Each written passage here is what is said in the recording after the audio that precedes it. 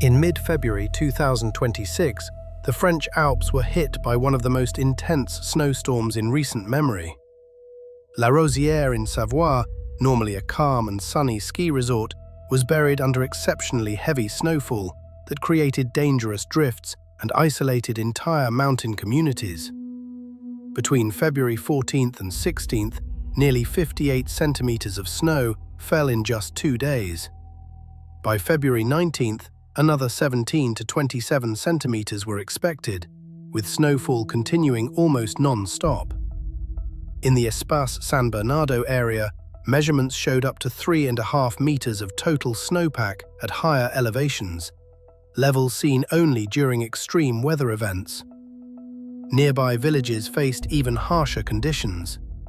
In Bonneval-sur-Arc, snow-clearing operations carved out 8-meter-high walls of snow along the roads, turning them into narrow white corridors.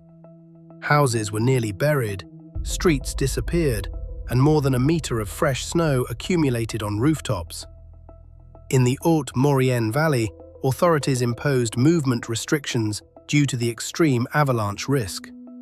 Roads were closed, villages like Les Cottes became inaccessible, and residents found themselves completely cut off for the second time in a week.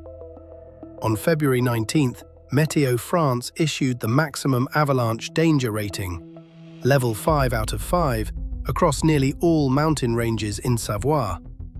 The combination of relentless snowfall, multi-meter snowpack, isolated villages, towering snow walls, and the highest avalanche alert created a situation already described as historic. For a moment, the Alps revealed their full power, majestic, dangerous, and uncompromising.